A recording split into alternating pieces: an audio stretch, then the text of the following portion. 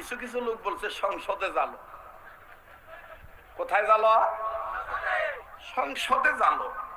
এখানে একটা প্রশ্ন হইতে পারে, হুজুর এই যে হুজুররা যে ইসলামের পক্ষে ভোটের কথা কয়, কোরআন হাদিসে কি ভোট দেওয়ার ব্যাপারে কোন আয়াত আছে? সূরা নিসার 85 নাম্বার আয়াত, ভোটের আয়াত। কত নম্বর আয়াত? হাফেজ থাকলে জেনে নিবেন। মাইয়াশফা একটা আয়াত আছে, এই আয়াতটা আপনি পড়ে দেখবেন। ভালো লোককে ভোট দিলে ভালো লোক যত সওয়াব পাবে ওটার ভাগীদার আপনিও হবেন, আর খারাপ লোককে ভোট দিবেন, খারাপ লোক যত অকাম করবে ওটার পার্সেন্টেজ আপনিও পাবেন। তাহলে ভোটের আয়াত কোরআনে আছে না নাই? ওই যে আস্তে কথা কয়, যারা আস্তে কথা বলবে মনে করবেন এইগুলোর ভিতরে এই ভেজাল। জোরে কথা কয়।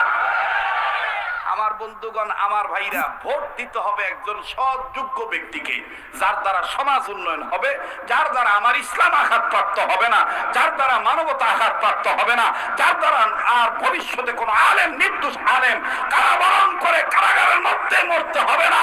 এরকম একজন সৎ যোগ্য ব্যক্তিকে ভোট দিতে হবে।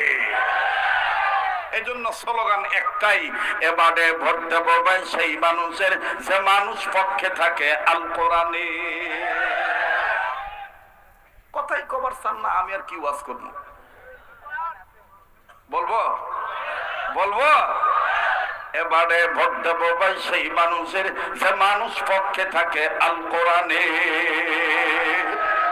এবারে ভোট দেব ভাই সেই মানুষের যে মানুষ পক্ষে থাকে আল্লাহ হাদিসের নারায়ে তাকবীর, নারায়ে তাকবীর, আল কোরআনের আলো। আপনার যেটা ভালো লাগে সেটা বলেন, তবে নিজে আমল করেন।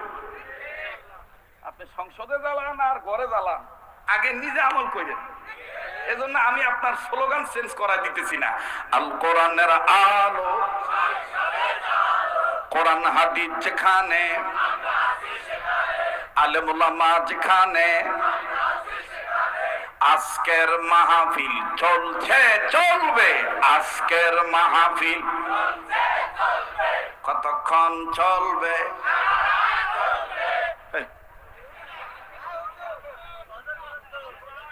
আমাক সিপার মধ্যে ফেলানো দান্দা নাকি? ওই দানায় দ বাজার পার হয়ে আইছি তো, এই জন্য দান্দা করতেছে না, আমাক আটকাইবা।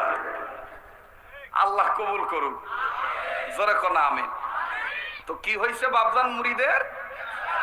এ গেদা আঙ্গুল সাফ করতেছে, এ তোরে তাকা, আমার দিক তাকা। এই পাগলের দিকে তাকালে ঠকবি না।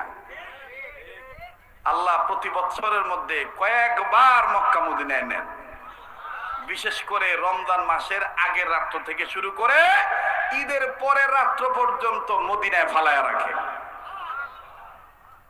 আমি তোমাদের জন্য দোয়া করব, তোমরা আমার জন্য দোয়া করো, বলেন আমিন। তো কি হয়েছে মুরিদের? ক্যান্সার। ওই সময় আমাদের এত এরকম অত্যাধুনিক চিকিৎসা ব্যবস্থা ছিল না, মানে অনেক আগের কথা আর কি। তো ডাক্তার, বাংলাদেশের ডাক্তাররা পরীক্ষা নিরীক্ষা করিয়া বলছে যে আপনার চিকিৎসার দেশে নাই, লন্ডনে যাইতে হইব যদি বাঁচতে চান। বেচারা মধ্যবিত্ত মানুষ।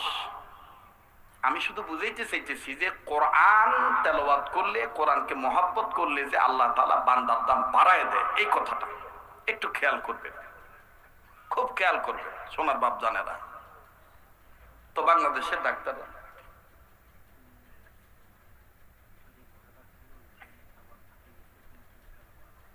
আচ্ছা একটু পরে বলে। আমার বন্ধুগণ, আমার ভাইরা,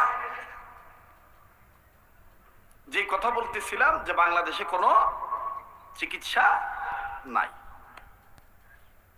লন্ডনে যাইতে হইব। বেচারা জমি জমা বিক্রি করছে, বিক্রি করে মনে করেন ফ্লাইট 4 দিন পরে, 4 দিন আগে, 2-3 দিন আগে বেচারা তার 2টা সন্তান, বড় ছেলে আর ছোট ছেলেকে ডাক দিয়ে বলতেছে, বাবা আমি তো লন্ডন চলেই যাব, ডাক্তারদের থিম অনুযায়ী মনে হয় আমি আর বাঁচবো না, আমার ভিতরে সব পচে গেছে।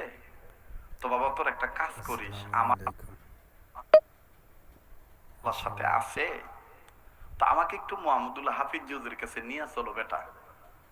আমি হুজুরের কাছে যে বলবো, হুজুর আপনি আমাকে দোয়া করে দেন, যদি মইরেই যাই, লন্ডন থেকে যদি ফিরত আর না আসি, মরণের সময় যেন কালেমা পড়ে ইমানের সহিত মৃত্যুবরণ করতে পারি, আমাকে একটু নিয়ে চলো বাবা। বাপ সন্তানের কাছে এই আবদার করতে পারে না ভাই। তো নিয়ে গেছে গরুর গাড়ি, তৎকালীন সময় গরুর গাড়িতে করে নিয়ে গেছে মোহাম্মদুল্লাহ হাফিজ হুজুরের কাছে। শুনতেছেন আপনারা?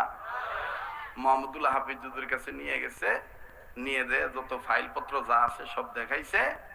হুজুর ফু দিছে, আবার ওই কথা বলছে, হুজুর একটু দোয়া করে দেন আল্লাহ যেন ইমানের সহিত মরণ দেয়। তো এইবার আমার বন্ধুগণ, হাফিজ হুজুর রহমতুল্লাহ আলাইহি তিনি বলতেছেন, বেটা তুমি ভয় পাও না, ওয়া ইযা মারিতু ফাহুয়া ইয়াশফি, রোগ দেওয়ার মালিক আল্লাহ, রোগ থেকে শেফা দেওয়ার মালিকও নাকি বাবা? কথা কয় না কে? আবার বলেন কে? আল্লাহ। তা হযরত মুহাম্মদুল্লাহ হাফিজ হুজুর বলতেছেন, বেটা লন্ডনে যাও, চিকিৎসা করানো এটা সুন্নত, ঔষধ খাওয়া এটা কি সুন্নত, তবে দোয়াও লাগবে, দাওয়াও লাগবে।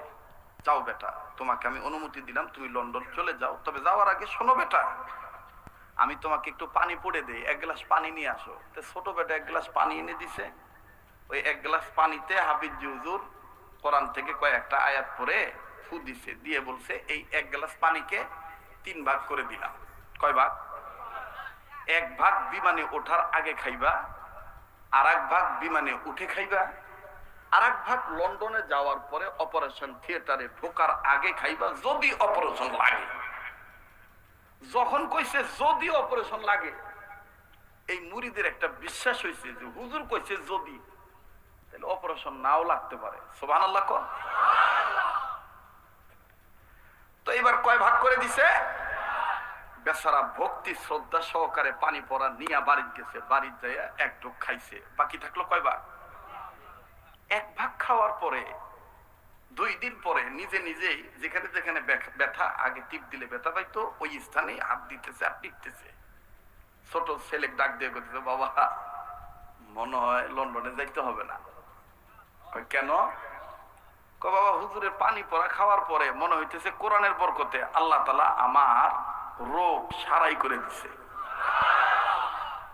ছোট মিয়া দেয়া বড় মিয়ারে কইছে, বড় মিয়া ডাক দিয়ে কইতেছে, মরার আগের বাপের সফর সঙ্গী লন্ডন, তারাও যাবে, জমি জমা বিক্রি করে সবকিছু টিকিট সবকিছু কনফার্ম, গাট্টি বস্তা যা আছে সামানা পত্র গোছাইছে।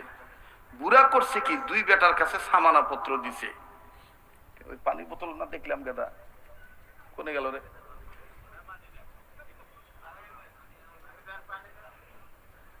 দে তো বুড়া করছে কি, আমার দিক তাকান, আমি আবার মনে করি না যে পানি খাওয়ার জন্য পানি বোতল চাইছি, দেখাবার জন্য চাইছি। বুড়া করছে কি, সামানা পত্র সব।